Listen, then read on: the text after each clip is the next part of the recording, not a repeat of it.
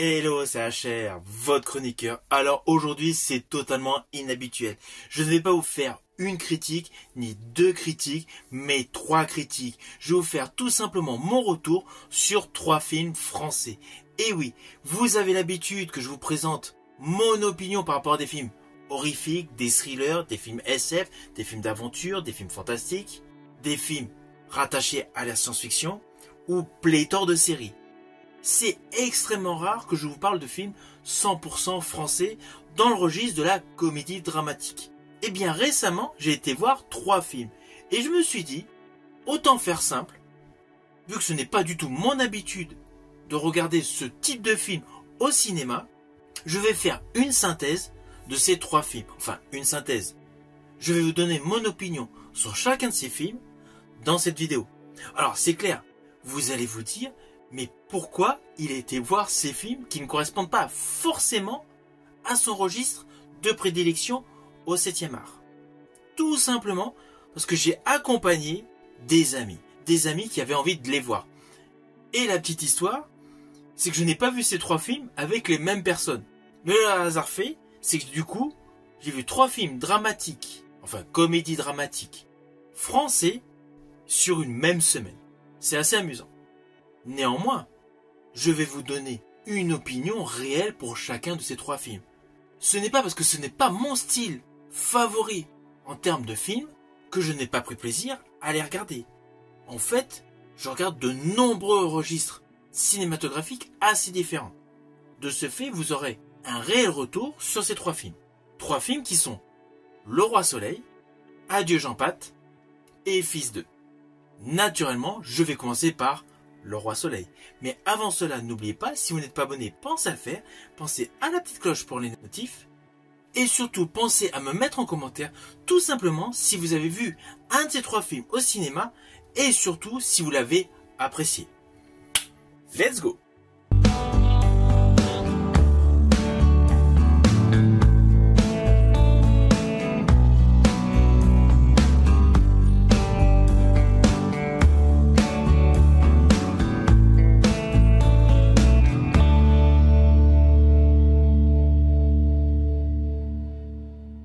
Alors, le premier film est Le Roi Soleil, réalisé par Vincent Maël Cardona.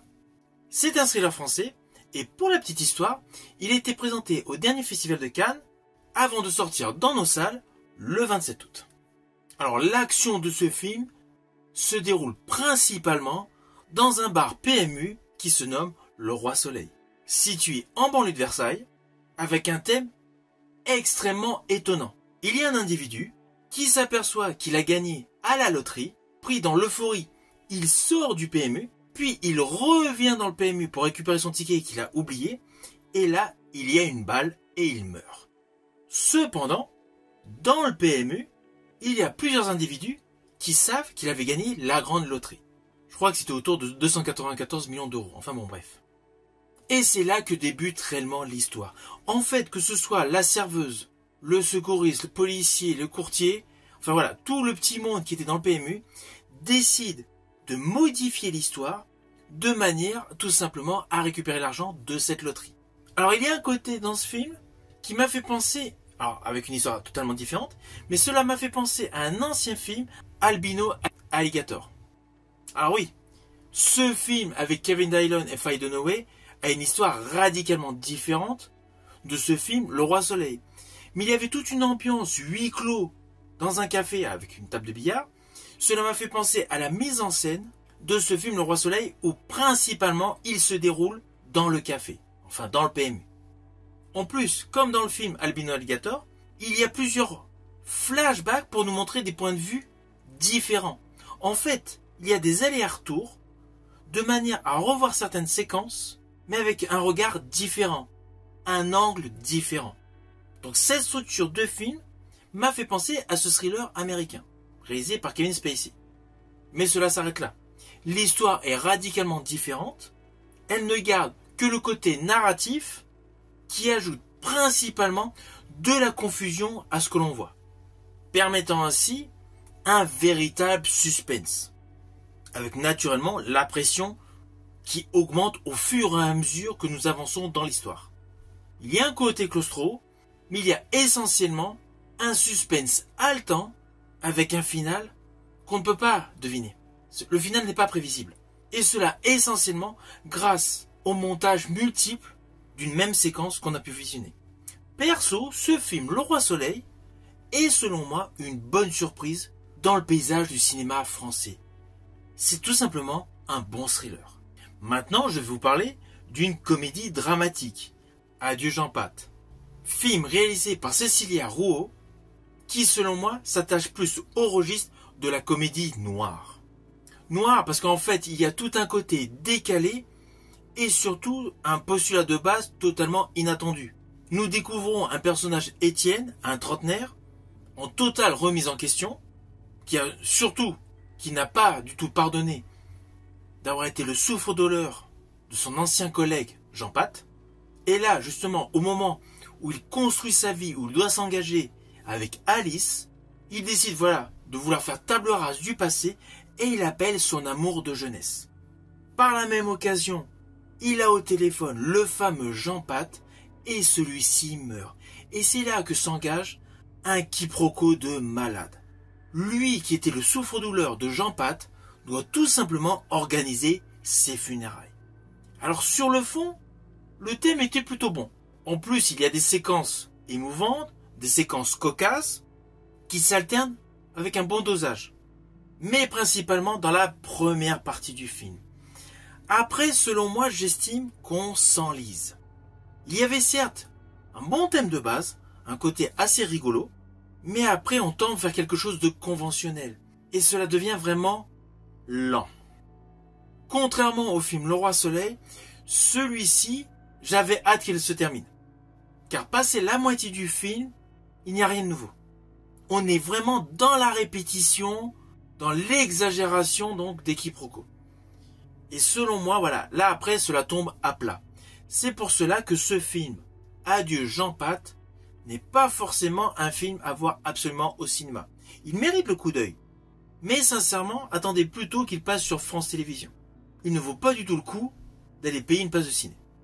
Et je vais terminer par le film Fils 2, avec notamment François Cluzet. Alors, la petite histoire de celui-ci, c'est qu'il a un côté qui colle avec les événements actuels en politique en France. Pourtant, il a été tourné il y a de nombreux mois. Mais bon. Donc ce film, Fils 2, officiellement donc sorti en 2025, est réalisé par Carlos Abascal Peiro. On y suit Nino, un jeune attaché parlementaire, naturellement ambitieux comme la majorité des attachés parlementaires, juste après une élection présidentielle. Mais une période où la France n'a toujours pas de Premier ministre. Vous voyez la corrélation avec la période actuelle. Mais bon, c'est juste le petit côté amusant. Même si dans le fond, ce n'est pas du tout amusant de ne pas avoir de Premier ministre. Ainsi, le parti qui a mis en place donc Nino, le missionne pour convaincre son père, Lionel Perrin, un ancien sénateur, un érudit de la politique, d'accepter ce poste stratégique. Naturellement, avec une volonté de le manœuvrer. Mais là où il y a un problème, c'est que justement Nino a coupé les ponts avec ce Lionel. Et il doit raccrocher les wagons en moins de 24 heures. D'une part, pour pouvoir conserver son poste, mais par extension, pour permettre à la France d'avoir tout simplement un Premier ministre. Alors comme d'habitude, François Cluzet est impeccable, on va pas se mentir, c'est un très bon acteur. En plus, c'est un film qui joue sur la satire politique, c'est extrêmement rare dans le cinéma français, et malgré que le thème s'appuie sur quelque chose de sérieux, le pouvoir en France, il y a des scènes assez cocasses et des dialogues amusants. Cependant, parce que forcément il y a un cependant, il y a toute une partie de ce film qui est totalement rocambolesque. Et c'est ça qui est dommage. C'est que le principe de base était jouable. Cela pouvait se faire, voilà. Mais après, cela tire trop sur la corde. La relation père-fils part totalement en vrille.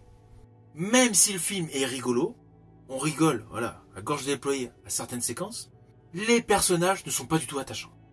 Et perso, on n'y croit pas vraiment à la relation père-fils. Cluzet joue certes de très belle manière, mais il n'y a pas de magie, il n'y a pas de chimie entre le père et le fils dans ce film. Le film a tout un côté cynique qui est bien réussi, Mais il y a quelque chose qui manque. Je ne pourrais pas vraiment vous dire quoi, mais il y a quelque chose qui ne marche pas. Moi, perso, je n'y crois absolument pas en la relation père-fils. Au début, oui, mais en fait, après, cela tire trop sur la corde, c'est vraiment rocambolesque. Il y a des trucs, on n'y croit pas. Surtout, toute la partie émotionnelle semble totalement s'évaporer au fil du film. Implicitement, ce n'est pas du tout un film que je vous invite à découvrir au cinéma. Alors au final, naturellement, sur les 3 films que je vous ai présentés, je vous conseillerais principalement d'aller voir le thriller Le Roi Soleil. Ce n'est pas une merveille cinématographique, mais c'est une bonne surprise dans notre paysage au cinéma. Adieu Jean Pat et Fils d'eux restent des comédies extrêmement légères où uniquement un visionnage sur France Télévisions ou TF1 suffit. Ceci dit, n'hésitez surtout pas à me mettre en commentaire si vous avez apprécié ces films et que vous avez détecté des choses que je n'ai pas vues. Surtout que n'oubliez pas, sur le fond, ce n'est pas mon registre cinématographique de prédilection. En tout cas, j'espère avoir éclairé votre lanterne et avoir restitué une bonne analyse concernant ces 3 films. Je vous dis à bientôt pour une prochaine vidéo.